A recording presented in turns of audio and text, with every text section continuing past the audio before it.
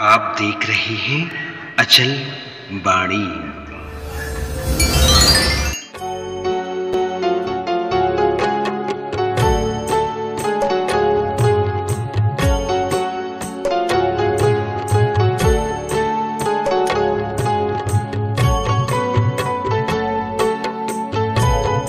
जय श्री ओम नमः सिद्धेभ्यः। जय श्री ओम नमः सिद्धेभ्यः। जय श्री ओम नमः सिद्धेभ्यः। मंगलम भगवान वीरो मंगलम गौतमो गणी मंगलम कुंद कुंदार्यो जैन धर्मोस्तु मंगलम सर्व मंगल मांगल्यम सर्व कल्याणकारिकम प्रधानम सर्वधर्माणां जैनं जयतु शासनम जैनं जयतु शासनम। अनंत सिद्ध परमेश्वर भगवान की जय। 24 शंकर भगवान की जय। आचार्य भगवान कुंद कुंद स्वामी की जय। गुरु नाम गुरु आचार्य भगवान ज्ञान सागर जी महामुनि राज की जय। परमोपकारी गुरुदेव विद्यासागर जी महामुनि राज की जय। परम पूज्य मुनि श्री विमल सागर जी महाराज की जय। 3 कम 9 करोड़ मुनि महाराजों की जय।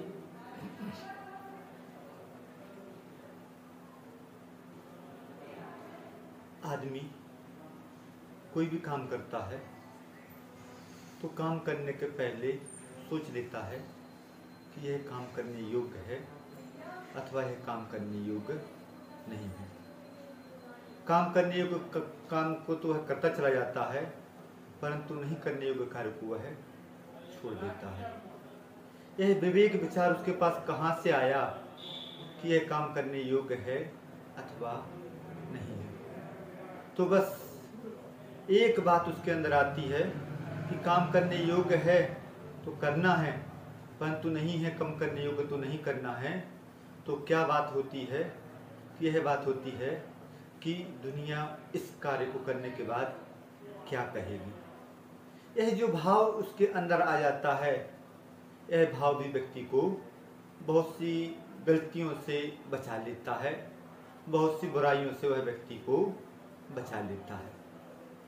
हाई को है, बच्चों की रक्षा जैसे माँ करे, बच्चों की रक्षा जैसे माँ करे वैसे लज्जा भी करे।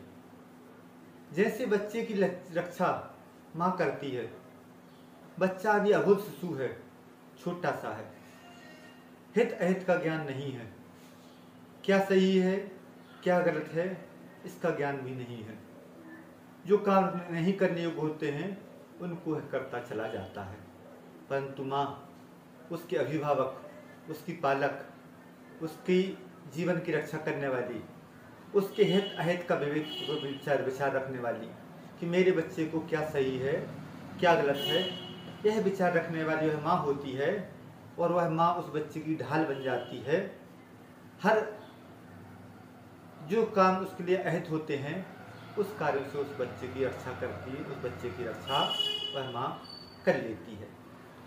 ऐसे ही जब बच्चा धीरे धीरे बड़ा होता है, कुछ विवेक विचार जागृत होता है, उस समय भी बच्चे के मन में एक विचार आता है कि दुनिया क्या कहेगी। मैं कोई भी काम करूंगा दुनिया क्या कहेगी। अच्छे कार्य के लिए तो दुनिया प्रशंसा करती है, परंतु जब वह गलत कार्य हो जाता है तो दुनिया आलोचना भी करना शुरू कर देती है।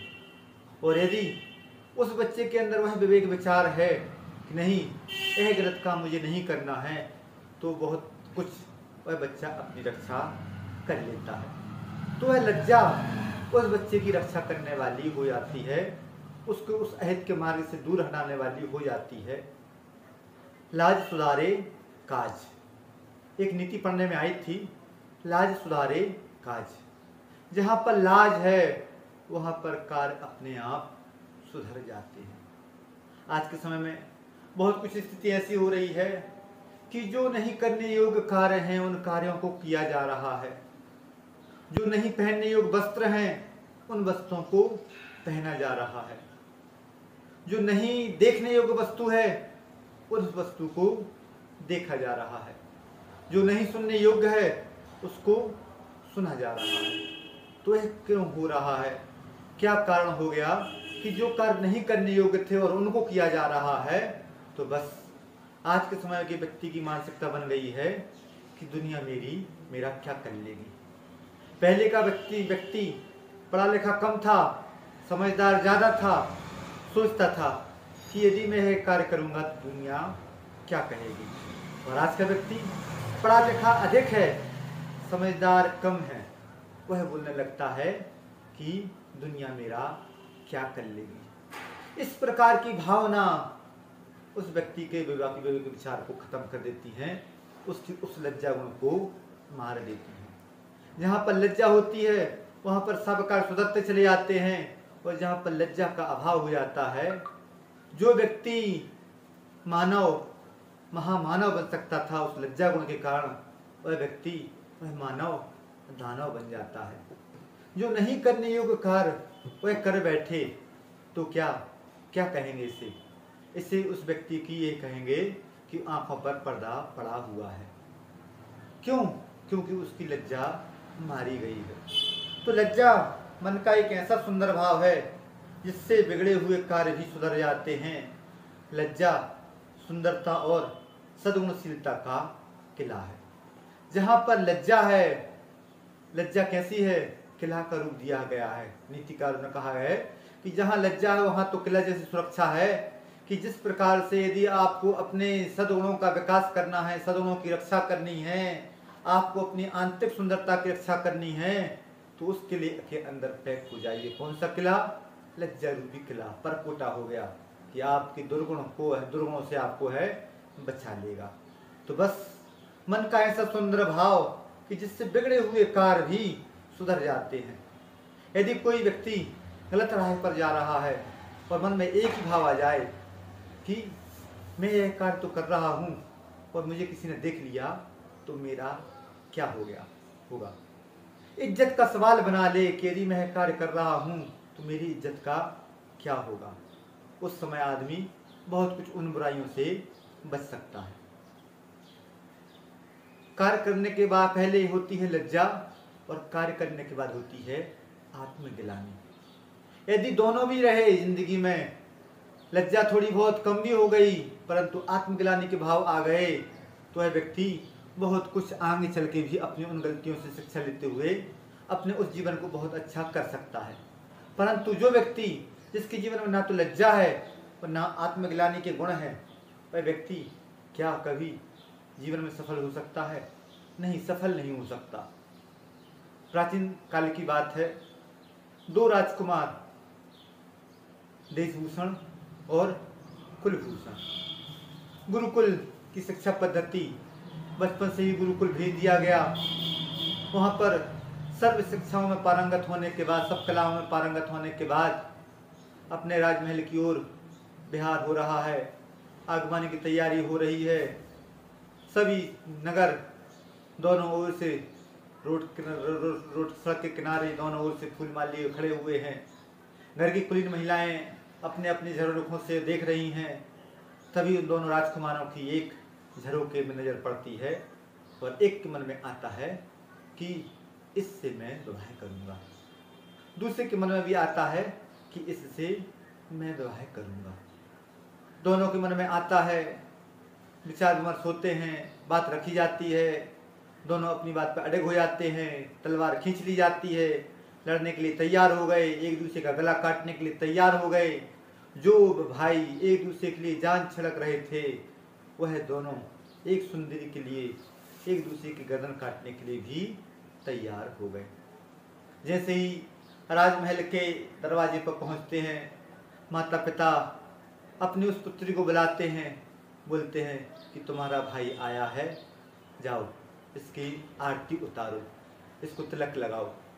और जैसे ही भाई सुनते हैं, वह बहन आती है जिसके लिए दोनों भाई अभी लड़ने के लिए तैयार थे, मारने के लिए तैयार थे, प्रेमिका बनाने के लिए तैयार थे, शादी करने के लिए तैयार थे।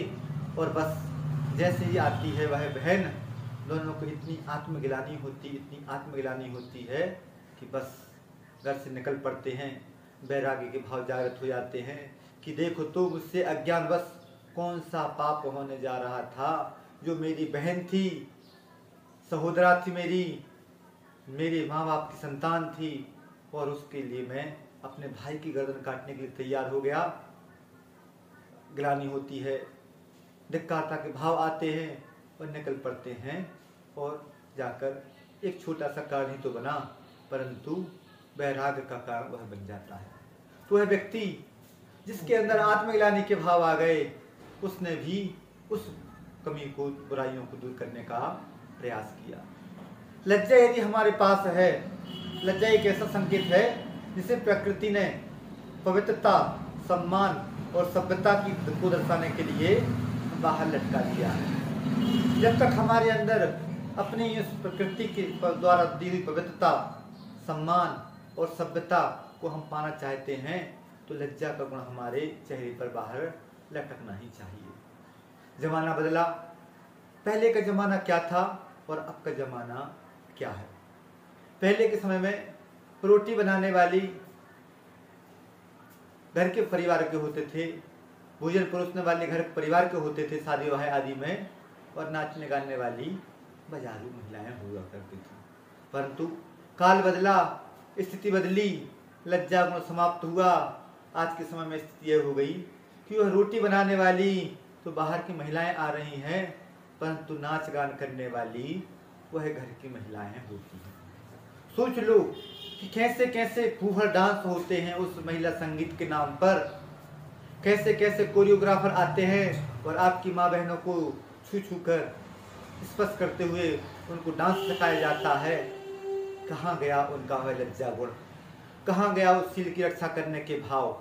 बस लज्जा गुण समाप्त हुआ नहीं कि ऐसी विकृतियाँ समाज में आ गई। यदि हम अपने उस लज्जा गुण को बचा के रखें तो बस आज भी हम अपनी उस पवित्रता को पा सकते हैं, उस पवित्रता की रक्षा कर सकते हैं। लज्जा समाप्त होती हुई व्यक्ति पाप में लिप्त हो जाता है। जैसे जितने ही पाप होते हैं, सप्त व्यसन आदि होते हैं, शुरुआत कैसे होती है, तो बस शुरुआत तो हंसी मजाक में होती है, परंतु आगे बढ़ता चला जाता है तो कैसे बढ़ता चला जाता है, लज्जा गुण समाप्त हो गया। इस धरती पर मनुष्य ही एक ऐसा प्राणी है जिसके अंदर लज्जा गुण है, और वह लज्जा गुण ही उस पशुओं से उस मानव को अलग करता है। पशु सगे भाई बहन जैसे होने के बाद भी एक दूसरे के साथ काम भोग के संबंध होते हैं, परंतु मानव के अंदर एक लज्जा गुण है कि नहीं, ये गलत काम है, इसे मुझे नहीं करना है। बहुत कुछ प्रकार के गलत काम होते हैं, उस लज्जा गुण के कारण वह व्यक्ति उन गलत कामों से बच जाता है। जैसे ही जैसे लज्जा समाप्त होती चली जाती है, उस तन पर वस्त्र छोटे होते चले जाते हैं। जो नहीं पहनना है वह पहनना शुरू हो जाता है। तो यह लज्जा गुण, यह बोलना चाहिए आंखों की मर्यादा, कि दुनिया मुझे देखेगी क्या कहेगी, क्या कुलीन घरानों की बच्चियां ऐसे कपड़े पहनती हैं। इस प्रकार के भाव यदि आ गए तो वह व्यक्ति बहुत कुछ उस पाप से, उस व्यभिचार से बच सकता है, बच जाता है। तो जो व्यक्ति सत्कार्यों से सारे शहर में सम्मानित होता है, वह जरूर उसके अंदर लज्जा गुण होते हैं, लज्जा सुनता नहीं होती है। तो यदि सत्कार कर रहे हैं और सम्मानित हो रहे हैं तो क्यों हो रहे हैं, सत्कार करने की प्रेरणा आई है तो कैसे आई है, तो कहीं ना कहीं उस लज्जा गुण का काम ही है कि वह गलत काम से व्यक्ति को बचा रहा है। लज्जा ने कौन से वीरों को परास्त नहीं किया है, कहा जाता है जो काल से नहीं डरते वे लज्जा के सामने हार मान जाते हैं। तो ऐसा वीरों का गुण होता है लज्जा, और होता है एक दूसरा निर्लज्ज, लज्जा का अभाव। यदि कोई व्यक्ति कुछ भी गलत काम कर रहा है और उसके मन में ये भाव आ गया है कि मैं कर रहा हूँ, अच्छा कर रहा हूँ, बस यही सब उसका पतन का भाव शुरू हो जाता है। और जो व्यक्ति यह सोचता है कि मैंने जो किया बहुत गलत किया, आत्मग्लानि के भाव आ गए, या कार्य करने के पहले यह भाव आ गए कि मेरे परिवार की क्या प्रतिष्ठा है, मेरे कुल का क्या बहुमान है, मेरी जाति का क्या बहुमान है, मेरे पिता की क्या है, कैसी क्या इज्जत है, इस प्रकार का बहुमान यदि उसके अंदर जागृत हो गया उस लज्जा गुण के कारण, तो वह व्यक्ति बहुत कुछ उस लज्जा से उस गलत काम से बच सकता है, लज्जा उसको उस गलत काम से बचा लेती है। एक जिज्ञासु ने गुरु महाराज से पूछा कि महाराज ये बात तो बताइए कि सभी संसारी प्राणी एक से लग रहे हैं मनुष्य, परंतु क्या कौन सा गुण है कि एक व्यक्ति तो बहुत अच्छा काम करता चला जा रहा है और एक व्यक्ति जघन्य कार्य करता चला जा रहा है। गुरु महाराज अनुभवी थे, ज्ञानी थे, बोलते हैं इसका उत्तर तुम हम बाद में देंगे। दूसरे दिन दोनों नदी के किनारे पहुंच जाते हैं, हाथ में लकड़ी का कमंडल लिए हुए हैं और इससे बोलते हैं कि एक बात तो बताओ कि यदि इस कमंडल का ढक्कन खोलकर मैं इस कमंडल को इस नदी में फेंक दूं तो क्या होगा। बोलते हैं कि महाराज इसमें तो पानी भर जाएगा और कमंडल डूब जाएगा। तो गुरु महाराज बोलते हैं कि जब तक लज्जा रूपी ढक्कन लगा हुआ है तब तक बुराइयों रूपी पानी उस कमंडल के अंदर भर नहीं सकता। जिस व्यक्ति का लज्जा गुण समाप्त हो जाता है उसके अंदर बुराइयां आना शुरू हो जाती हैं, और जिस व्यक्ति के पास लज्जा रूपी ढक्कन लगा हुआ है, वो बुराइयों को प्रवेश नहीं दे रहा है, वह व्यक्ति उच्च स्थान को प्राप्त करता चला जाता है, अच्छाइयाँ उसके जीवन में बनी रहती हैं। तो यदि अच्छाइयाँ हमें अपने जीवन में बना के रखना है तो बस उस लज्जा गुण को अपने जीवन में मुख्यता से स्थान देना होगा। लज्जा का आकर्षण सौंदर्य से भी अधिक होता है। जिस व्यक्ति के पास जितनी अधिक लज्जा होती है वह व्यक्ति उतना गुणवान है, उतना सुंदर है और उतना ही उसकी प्रशंसा का वह व्यक्ति पात्र है। अन्यथा तो स्थिति यही हो रही है आज के समय में कि एक व्यक्ति बोल रहा है कि दुनिया क्या कहेगी और एक व्यक्ति बोल रहा है दुनिया क्या कर लेगी। बस जिस दिन हमारे अंदर यह भाव आ जाएंगे कि दुनिया क्या कहेगी, उस दिन व्यक्ति वह बुराइयों से बचना शुरू हो जाएगा। और जिस दिन यह भाव आ गए कि दुनिया मेरा क्या कर लेगी, दुनिया कुछ नहीं कर पाएगी, ना दुनिया ने कभी कुछ किया है, आपकी बुराइयां ही आपको लूट ले डूबेंगी। तो बस हाई को है, बच्चों की रक्षा जैसे माँ करे वैसे लज्जा भी करे।